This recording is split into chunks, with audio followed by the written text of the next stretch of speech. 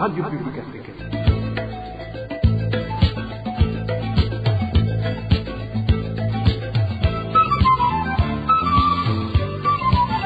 Radio Publique Africaine.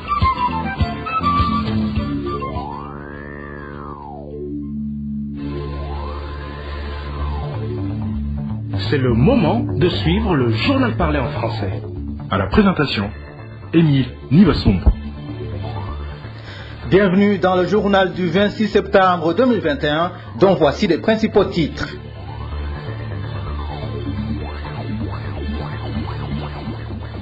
L'armée et la police sont les seuls organes chargés de veiller à la sécurité du pays.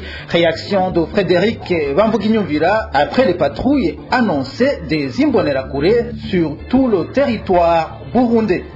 C'est très étonnant d'entendre le président de la République vanter la justice burundaise devant l'Assemblée générale des Nations Unies alors qu'il critiquait la même justice il y a moins de 2 mois. C'est la réaction de Vital Nshimirimana, président du Force. Vous allez également l'entendre au cours de cette édition. Et le secrétaire général de l'EAC demande à ce que même les pays en voie de développement développent des vaccins contre la Covid-19. Voilà pour les principaux titres. Les détails, c'est tout de suite.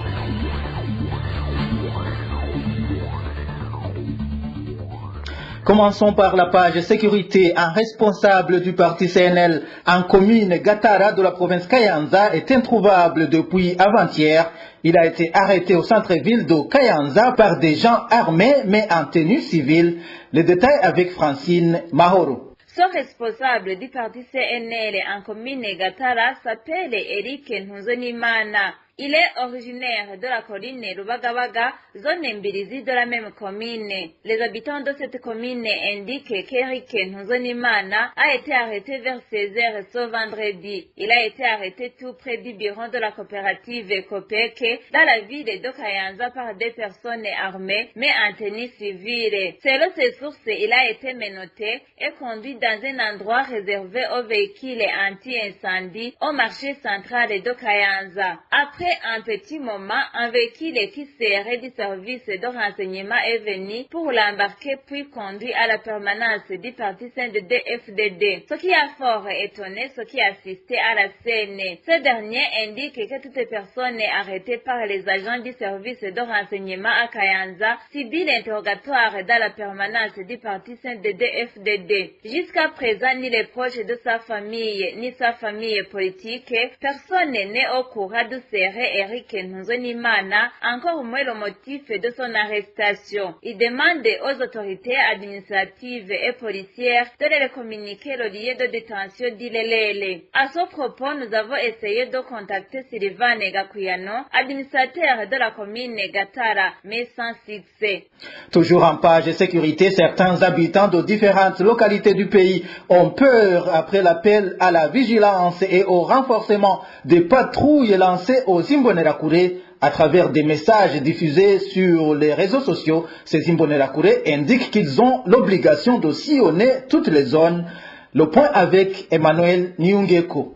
murambabara kubona nkoresha audio urabona ko toroshe rero nagomba ndabasaba icyubahiro cyane saa 12 nta mbonerakure n'imwe. C'est la voie de l'aide des Imbonerakure qui jusqu'à présent n'a pas encore été identifiée, encore moins son emplacement. À travers des messages audio qui ont circulé sur les réseaux sociaux depuis ce samedi soir, cette Imbonerakure a signifié que la situation n'est pas bonne dans le pays et que par conséquent il faut plus de vigilance. Ici, il tient à souligner que tous les Imbonerakure doivent être prêts à partir de 18h pour effectuer des patrouilles à la manière des corps de défense et de sécurité. À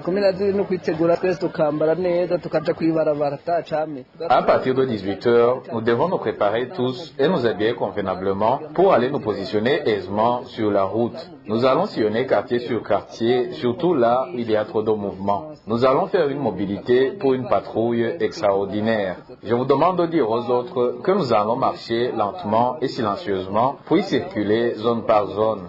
Il faudra vous organiser et nous allons assurer la supervision. Il faut mettre 2 ou 3 Imbonerakure là où il y a trop de rassemblement de gens et les autres vont rester alignés en colonne et travailler. Il faut être plus virulent et aller en patrouille sans aucune exception.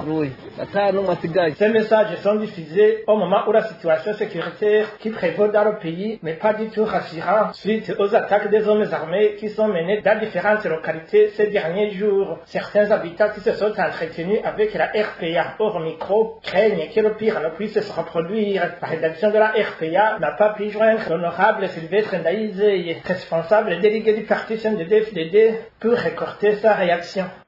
Frédéric Bamvuginyumvira a réagi à propos de ces patrouilles annoncées des Imbonerakure. Selon l'ancien vice-président de la République, l'armée et la police sont les seuls organes qui sont chargés de veiller à la sécurité du pays et de la population burundaise. C'est vrai, ça fait quelques jours, nous avons reçu des audios des Imbonerakure qui circulent dans lesquels les Imbonerakure s'interpellent pour continuer à organiser la vigilance nocturne là où il y a des attroupements de personnes. Et là, on se pose justement la question, pourquoi c'est aujourd'hui où ces jeunes se réveillent comme s'il y a eu quelque chose de particulier. Les jets de grenades n'ont été revendiqués par personne. Alors maintenant que les jeunes se réveillent pour dire voilà, essayons d'organiser les rondes nocturnes pour contrôler tout le monde. Pourquoi, mon Dieu, ce sont ces jeunes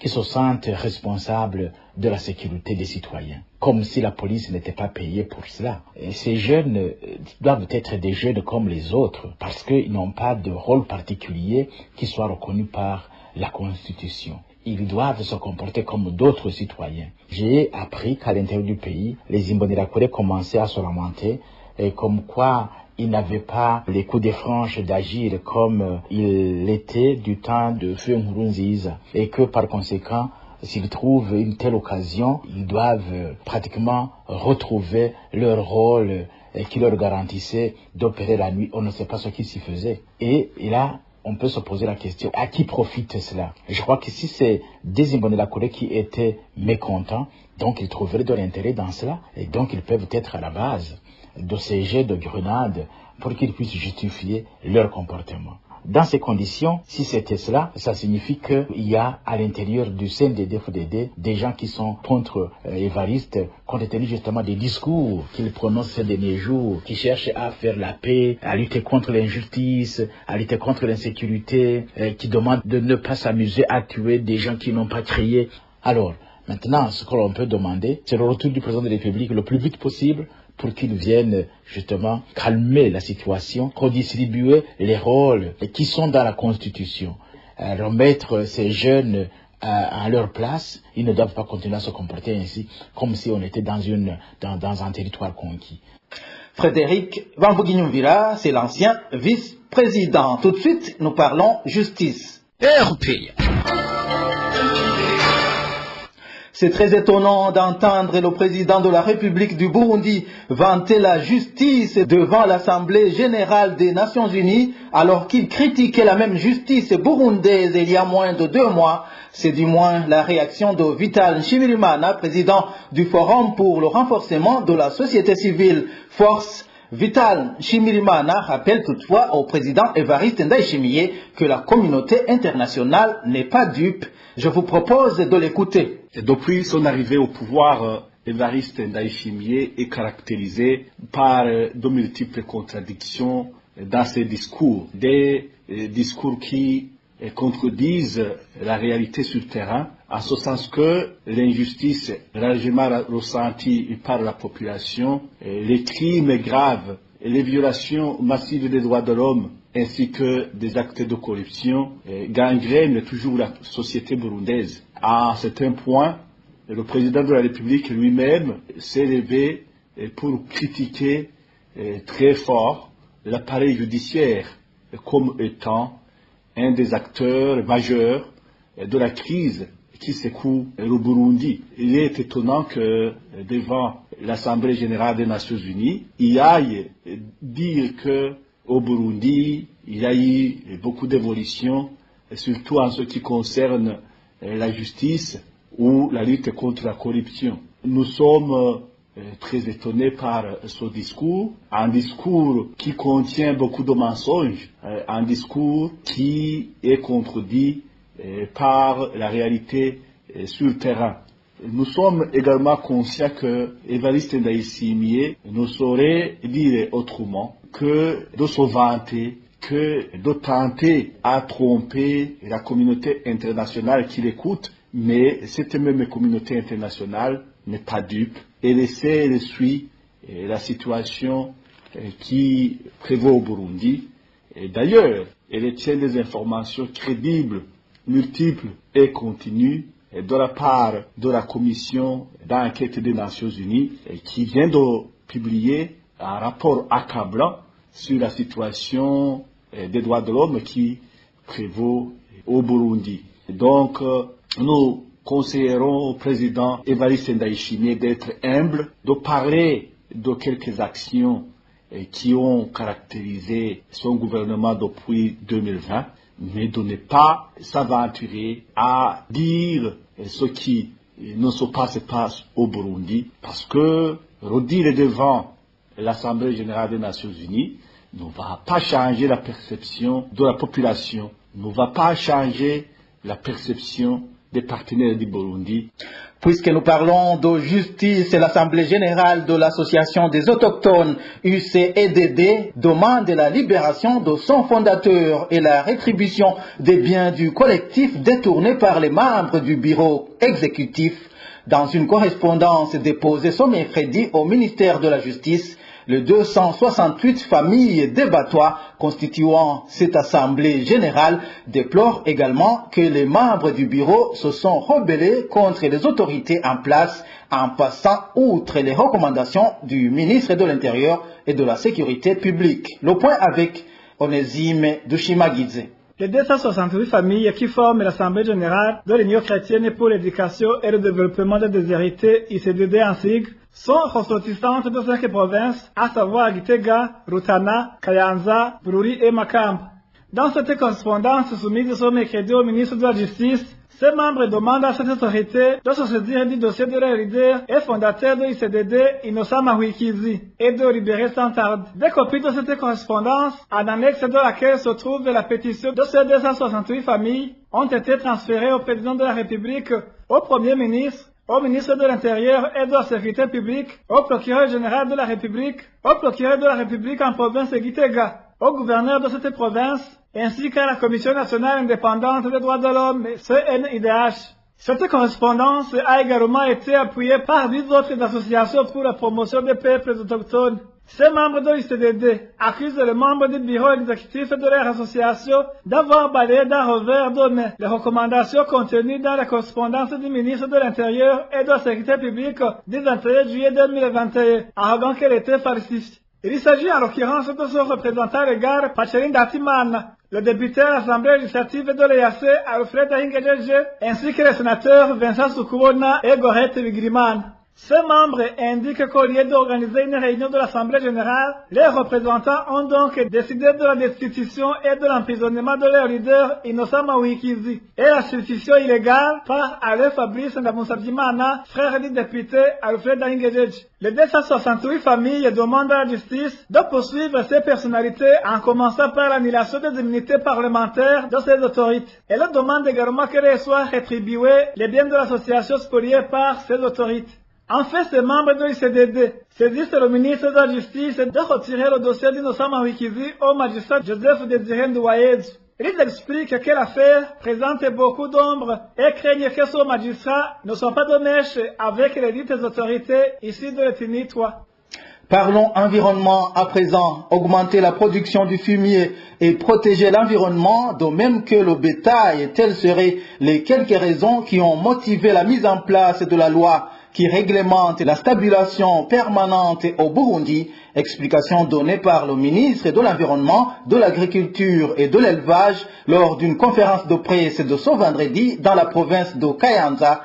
Deogi de Rurema a ajouté que la population doit comprendre que les terres domaniales vont être utilisées pour booster la production agricole dans le pays. Suivez plutôt Deogi de Rurema, c'est le ministre de l'Environnement, de l'Agriculture et de l'Élevage.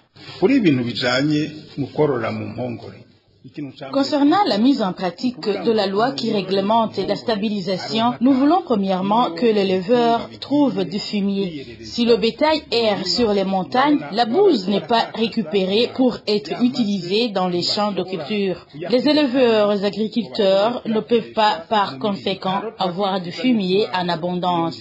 Deuxièmement, on recherche à protéger nos bétails contre les maladies. Le gouvernement dépense beaucoup d'argent dans l'achat des vaccins pour le bétail.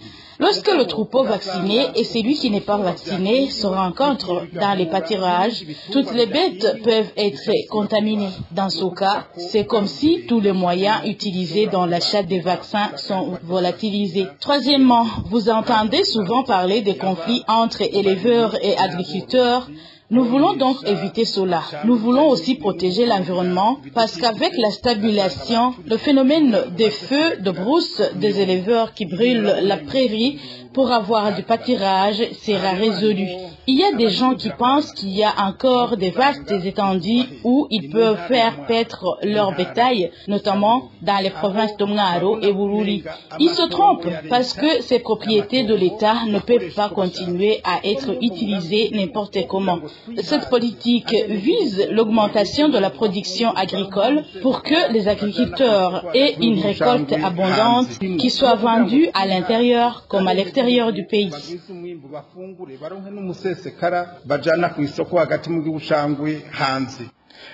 Voilà, c'est Deo Guide Rurema, le ministre de l'Environnement, de l'Agriculture et de l'Élevage. Je vous le disais en titre, le secrétaire général de la communauté des pays de l'Afrique de l'Est demande à ce qu'il y ait un accès équitable aux vaccins contre la COVID-19 au niveau mondial. Dr Peter Matuki a également demandé à ce que même les pays en voie de développement soient soutenus pour produire aussi ces vaccins.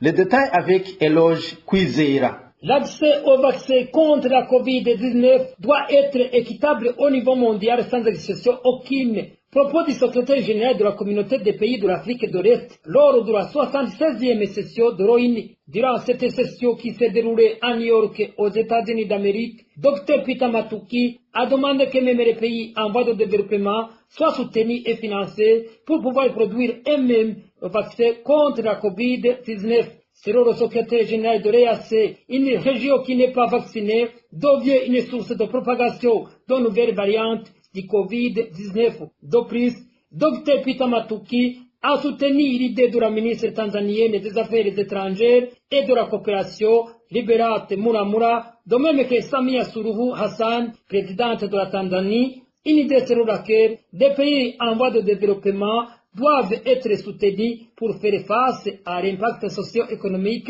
de la COVID-19, surtout pour relancer la croissance économique. Vous saurez qu'en Afrique, seuls deux pays, à savoir le Burundi et l'Érythrée, n'ont pas encore organisé des campagnes de vaccination. Le journal de Citizen fait savoir que le Rwanda a déjà atteint l'objectif mondial qui était de vacciner 10% de sa population. Ainsi donc, le Rwanda fait partie des pays dont la population est autorisée à voyager vers l'Europe, y compris même des visites non essentielles. Les utilisateurs de la ligne téléphonique Onamob rapportent qu'ils viennent de passer 2 semaines sans réseau dans la province Changuzo. Ils expliquent qu'ils subissent des pertes, surtout ceux qui activent des forfaits mensuels pour la connexion Internet. Les détails avec Eloge Divin Remesh. Ces citoyens qui utilisent la ligne téléphonique de l'Onamob dans la province de Changuzo révèlent qu'ils viennent de passer 2 semaines sans réseau. Ainsi, ceux qui achètent la carte de recharge perdent leur argent. Les vendeurs de ces cartes de recharge ont opté à suspendre cette activité. Nous avons un problème. Nous ne savons pas si l'Onamob aurait fermé ses portes. Nous venons de passer 2 semaines sans réseau. Si vous achetez la carte de recharge et les mégas pour un mois, vous perdrez à la fois l'argent, les unités et les mégas. Nous ne savons pas si le Namob nous remboursera cet argent si par exemple 5 000 qu'on n'a pas utilisé. Les vendeurs de cartes de recharge ont suspendu de les vendre suite à ce manque de réseau. Les usagers du réseau ONAMOB demandent la lumière sur ce problème. Nous demandons à ONAMOB d'utiliser de tous les moyens pour que nous accédions à l'Internet comme les autres. Et s'il ne fonctionne plus, il faudrait nous avertir pour que nous regagnions d'autres réseaux téléphoniques. À propos de ces lamentations, nous n'avons pas pu joindre les responsables du réseau ONAMOB de l'ONATEL à Tchangunzo. Pour clôturer cette édition, parlons de ce manque criant d'eau potable qui est signalé au quartier Gatunguru de la zone Rubirizi de la commune Mutimbuzi. Les habitants de ce quartier lancent un appel aux responsables de la régie des eaux et de l'hydraulique de les approvisionner en eau potable avant que les maladies des mains sales ne s'y manifestent.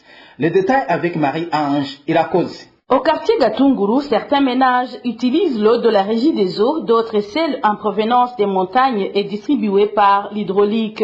Actuellement, révèlent nos sources au sein des habitants de Gatunguru, que ce soit ceux qui utilisent l'eau de la régie des eaux ou de l'hydraulique, personne n'est plus approvisionné en eau potable. Notre source affirme que, dans ce cas, ils doivent débourser beaucoup d'argent pour s'en procurer, comme en témoigne cette femme qui s'est confiée à la RPA.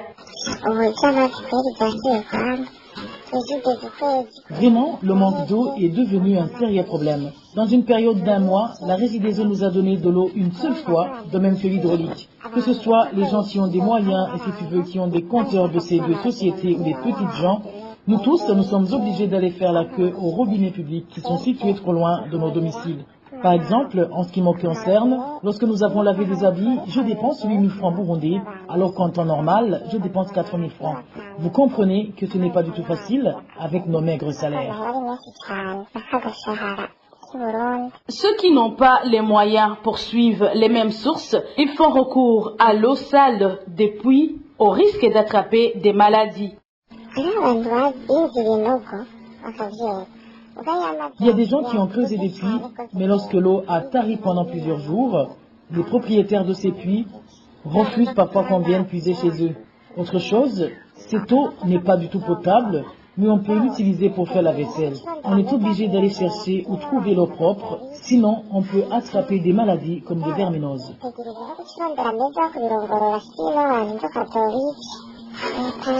Aujourd'hui, ces habitants demandent aux responsables de la régie des eaux et de l'hydraulique de trouver une solution à ce problème d'un manque criant d'eau potable qui perdure dans leur quartier.